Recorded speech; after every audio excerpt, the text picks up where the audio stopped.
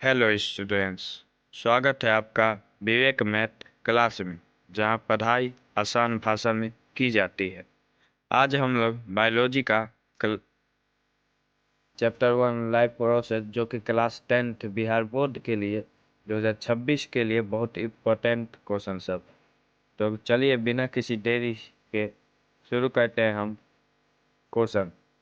तो हमारा पहला क्वेश्चन है, मनुष्य में पाचन की क्रिया कहाँ आरंभ होती है? मनुष्य मनुष्य में पाचन की क्रिया कहाँ आरंभ होती है? अमाशय में, मुख गुहा में, गरास नली में, छोटी आंत। तो यहाँ पूछा गया कि मनुष्य में पाचन मतलब जो हम खाना खाते हैं उसकी क्रिया कहाँ से शुरू होती है। तो हमारा आंसर होगा इसका मुख गुहा से। इससे बी, मुख गुहा से। इससे होता है मुख गुहा, क्योंकि जब भी हम खाना खाते हैं तो सबसे पहले मुंह में लाइपेज एंजाइम ये सब रहता है, वो भोजन में लगता है और क्रिया वहीं से शुरू हो जाती है। तो पहला क्या हो जाएगा? मुख गुहा। दूसरा क्वेश्चन है हमारा, पौधे में भोजन का निर्माण की प्रक्रिया को क्या कहते हैं? पौधे में जो भोजन निर्माण होता है उस प्रक्रिया को हम क्या कहते हैं? जब पौधे सूर्य का प्रकाश, जल, CO2 मतलब कार्बन डाइऑक्साइड ये सब लेकर भोजन बनाते हैं, तो उस प्रक्रिया को क्या कहते हैं? तो इसका सीधा आंसर रहेगा प्रकाश संश्लेषण। क्या हो जाएगा? प्रकाश संश्लेषण। क्या हो जाएगा? प्रकाश संश्लेषण। इसका आंसर क्या हो जाएगा? प्रकाश संश्लेषण।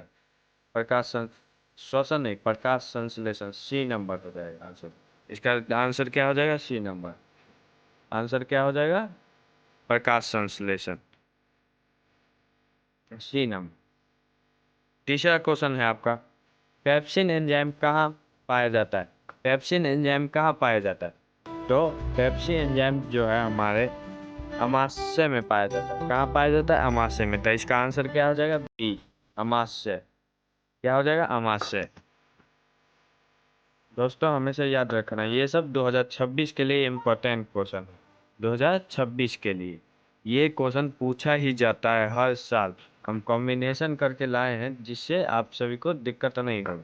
तो हम चलते हैं चौथा क्वेश्चन। मनुष्य की सबसे बड़ी ग्रंथि कौन सी है? मनुष्य की जो है सबसे बड़ी ग्रंथि कौन सी है? तो यकृत होती है मनुष्य की सबसे बड़ी ग्रंथि। यकृत। इसको इंग्लिश में लीवर कहा जाता है। क्या कहा जाता है? लीवर। लीवर कहा जाता है, लीवर। तो अगला क्वेश्चन हम अपना पांचवा क्वेश्चन देखते हैं। कौन सा क्वेश्चन? पांचवा क्वेश्चन। पांचवा क्वेश्चन है हमारा, क्लोरोफिल कहाँ पाया जाता है?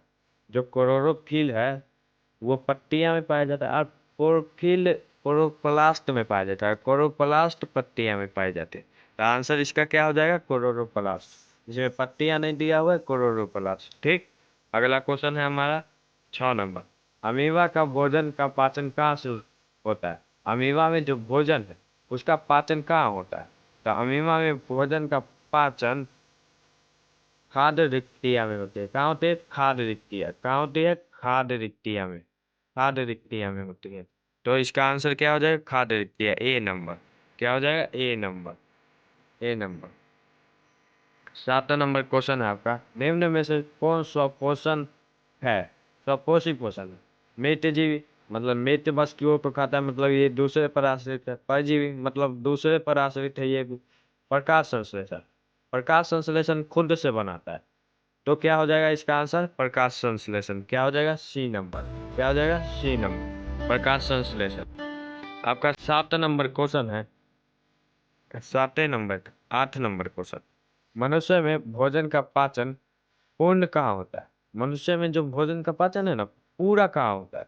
तो इसका आंसर हो जाएगा हमारा छोटी आंत में। मनुष्य में जो भोजन का पाचन है छोटी आंत में। तो इसका आंसर क्या हो जाएगा? सी हो जाएगा। सी हो जाएगा। इसका आंसर क्या हो जाएगा? सी। 9 नंबर क्वेश्चन है आपका, प्रकाश संश्लेषण के लिए निम्न निम्न में से कौन आवश्यक नहीं है? प्रकाश संश्लेषण जो होता है उसमें बताया गया था आपको 3 चीज। पहला जल आवश्यक होता है, दूसरा CO2 आवश्यक होता है, तीसरा सूर्य का प्रकाश आवश्यक होता है। किसका प्रकाश? सूर्य का प्रकाश। ये तीन। और नाइट्रोजन उसमें आवश्यक नहीं होता है। तो इसका आंसर क्या हो जाएगा? इसका आंसर हो जाएगा सूर्य का प्रकाश। नहीं नहीं, सॉरी। इसका आंसर क्या हो जाएगा? नाइट्रोजन। क्या हो जाएगा? Nitrogen, D answer. क्वेश्चन 10 है आपका, पोषक तत्व का अवशोषण कहाँ होता है।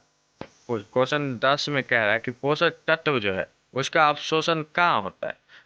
अमाशय में, छोटी आंत में, बड़ी आंत में, ग्रास नली में।